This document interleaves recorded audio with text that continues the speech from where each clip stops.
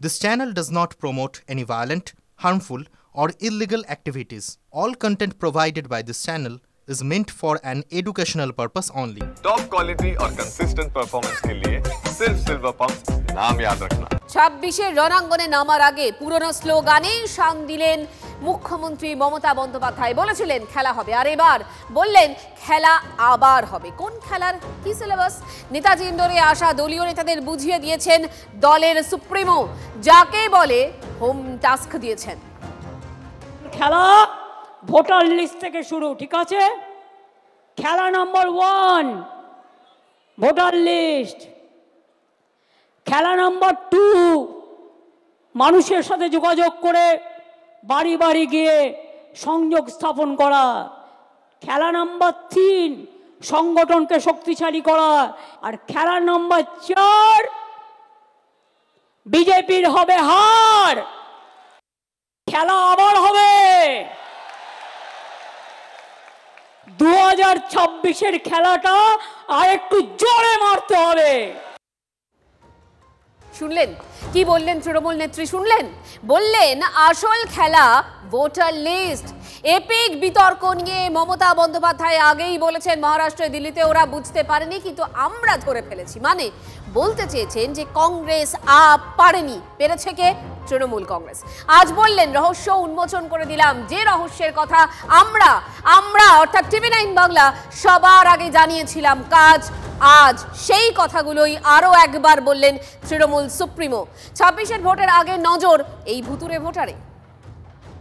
ইলেকশনে যাবার আগে যুদ্ধকালীন কাজ যেটা করতে হবে, ভোটার লিস্ট ক্লিন করতে হবে।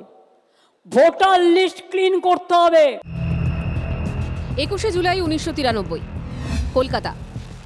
ভুতুরে ভোটার রুখতে সকলের সচিত্র পরিচয়পত্রের দাবিতে রক্তক্ষয়ী আন্দোলন। নেতৃত্বে মমতা বন্দ্যোপাধ্যায়।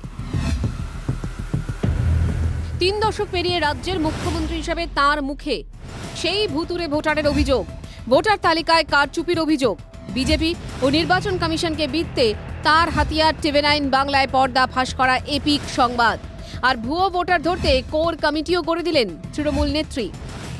মনে রাখবেন, আমরা 26 দিন অনশন করতে পারলে ইলেকশন কমিশনকেও গণতন্ত্র ফিরিয়ে দেওয়ার দাবিতে আমরা কিন্তু ওখানে ধর্ণা দিনের পর দিন দিতে পারি। স্টেট লেভেলে এই ভোটার লিস্ট সংক্রান্ত একটা কমিটি করে দিচ্ছি। তাদের রোটেশন অনুযায়ী অফিসে 4 জন করে বসতে হবে, এখন কাল থেকে রেগুলার। সমাধান করবেন, না করতে পারলে আমাকে যোগাযোগ করবেন। তার কারণ হচ্ছে আমি কিন্তু অলওয়েজ অ্যাভেলেবেল। সম্প্রতি দক্ষিণ 24 পরগনার চম্পাহাটি পঞ্চায়েতে ভোটার তালিকা স্ক্রুটিনি করতে গিয়ে ধরা পড়ে অন্য জেলার ভোটারের নাম উঠেছে সংশোধিত তালিকায়।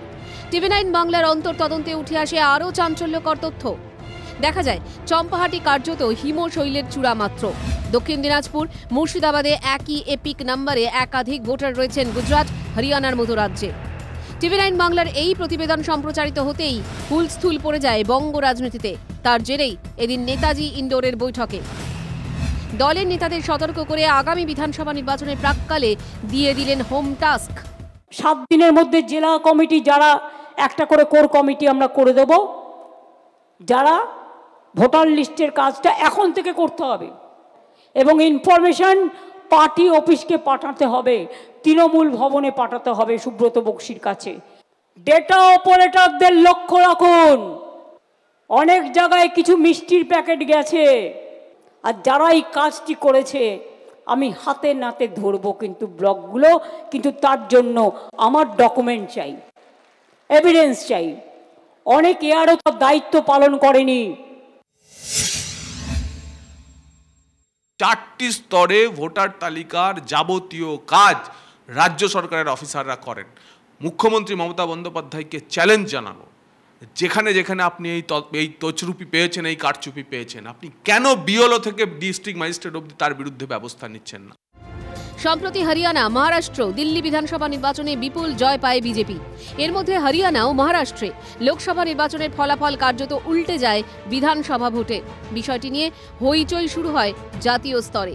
কংগ্রেস, তৃণমূল, এনসিপি, উদ্ধব গোষ্ঠীর শিবসেনা, সমাজবাদী পার্টি থেকে আম আদমি পার্টির মতো ইন্ডিয়া জোটের শরিক দলগুলি ভোটার তালিকায় গড়মিলের অভিযোগ করে। কাঠগড়ায় তোলা হয় কমিশনকে, জল গড়ায় আদালত পর্যন্ত।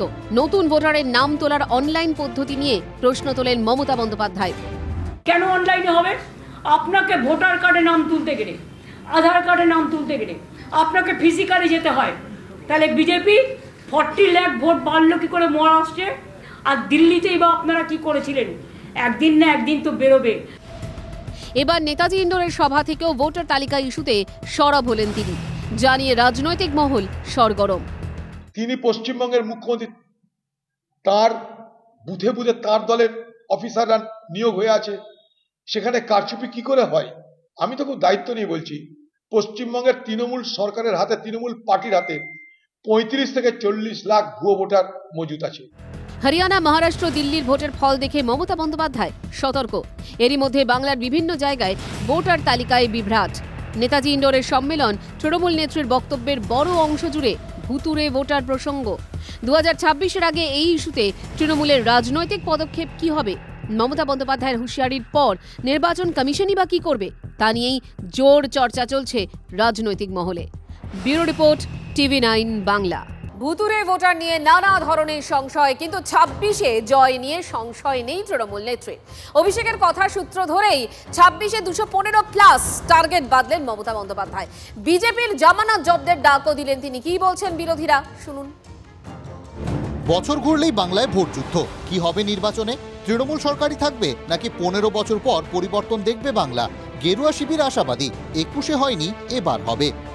भारतीय जनता पार्टी का अगला सबसे बड़ा अगर कोई लक्ष्य है तो 2026 में बंगाल में भारतीय जनता पार्टी की सरकार। बंगाल भी परिवर्तन की राह में जाएगा और हम यहाँ भी आने वाले 26 में भारतीय जनता पार्टी यहाँ सरकार बनाएगी। দিল্লির নেতাদের মতোই হুঙ্কার দিয়েছেন বঙ্গ বিজেপির নেতারা। 26-এ এখানে চেঞ্জ হবে। আমরা আগামী দিনে বিধানসভা নির্বাচনে এই রাজ্যে ক্ষমতায় আসব। বিজেপি নেতারা যখন বাংলায় কুর্সিতে বসার স্বপ্ন দেখছেন, 4-5% ভোট কিভাবে বাড়বে সেই অঙ্ক কষছেন, তখন রাজ্যের প্রধান বিরোধী দলের জমানত জব্দের হুঁশিয়ারি দিলেন মুখ্যমন্ত্রী তথা তৃণমূল সুপ্রিমো মমতা বন্দ্যোপাধ্যায়। বিজেপির জামানত জব্দ করতে হবে। এবারে জামানত জব্দ করার পালা, আর মিথ্যের কাছে আত্মসমর্পণ নয়। এর আগে বিজেপি নেতাদের দাবি ফুৎকারে ওড়াতে গিয়ে 250 হেঁকেছিলেন তৃণমূল মুখপাত্র কুণাল ঘোষ। 26-এও দেখবেন 250-র বেশি সিট নিয়ে, 250-র বেশি বিধায়ক নিয়ে মমতা বন্দ্যোপাধ্যায় চতুর্থবারের জন্য মুখ্যমন্ত্রী হিসেবে বাংলার শপথ নেবেন। 10ই ফেব্রুয়ারি মমতা বন্দ্যোপাধ্যায় বলেছিলেন 2026-এ 2/3 সংখ্যাগরিষ্ঠতা নিয়েই ফের ক্ষমতায় আসব। এবার নেতাজি ইন্ডোরে তৃণমূলের রাজ্য সম্মেলনে লক্ষ্যমাত্রা বেঁধে দিলেন দলের সর্বভারতীয় সাধারণ সম্পাদক অভিষেক বন্দ্যোপাধ্যায়। আমাদের লক্ষ্য, মমতা বন্দ্যোপাধ্যায় গত মাসে বিধানসভা থেকে বলেছে 2/3 বেশি আসন নিয়ে তৃণমূল ক্ষমতায় আসবে। 2/3 মানে 195 বা 196টা আসন। আমি আপনাদের বলবো 15-র বেশি আসন নিয়ে চতুর্থবার যাতে বাংলার মুখ্যমন্ত্রী মমতা বন্দ্যোপাধ্যায় হয়, সেটা আমাদের সকলকে সুনিশ্চিত করতে হবে। পরে অভিষেকের নাম ধরেই মমতা বলেন, অভিষেক যেটা বলেছে অ্যাকচুয়ালি কারেক্ট। আমি ওইটাই মেন করতে চেয়েছি। আমি সবটা বলি না, ওরা যেটা বলতে পারে আমি সেটা বলতে পারি না, কিন্তু আমি বলেছি 2/3 মেজরিটি তো থাকবেই, তার বেশি আপনাকে নিয়ে আসতে হবে। 215 পার করব, তারপরে কোনো কথা। শুধু রাজ্য রাজনীতি নয়, জাতীয় রাজনীতি নিয়েও পূর্বাভাস দিয়েছেন মমতা বন্দ্যোপাধ্যায়। 2027 থেকে 29-এর মধ্যে বিজেপির ক্ষমতা শেষ। ওরা 2-3 বছর 4 বছর যা করার করবে, 2-3 বছরের বেশি আয়ু ওদের নেই। বিজেপি সহজে ছেড়ে দেওয়ার পাত্র নয়। মুখ্যমন্ত্রী কথায় কোণঠাসা করতে না করতেই তেরে ফুঁড়ে তর্কযুদ্ধে বঙ্গ বিজেপির নেতারা। এত বড় খেলার পরেও তিনি 215-এর উপর আসন দিতে পারলেন না। অপেক্ষা করুন, 26 তৃণমূল কংগ্রেসের অতীত লিখন হবে এবং ভারতীয় জনতা পার্টি আসল পরিবর্তন পশ্চিমবঙ্গে নিয়ে আসবে। তিনি বলছেন বাংলাকে টার্গেট করেছে, হ্যাঁ টার্গেট করা হয়েছে। এই মুহূর্তে বিজেপির কাছে সবচেয়ে বড় টার্গেট হচ্ছে পশ্চিমবঙ্গ। আমাদের কাছে তৃণমূল একটা সংঘবদ্ধ অভিশাপ। এই সরকারকে পশ্চিমবঙ্গের মাটিতে টিকিয়ে থাকার কোনো প্রয়োজন নেই। পেতে উঠেছে বাংলার মাটি, বোঝা যাচ্ছে। সৌরভ গুহর রিপোর্ট, TV9 বাংলা।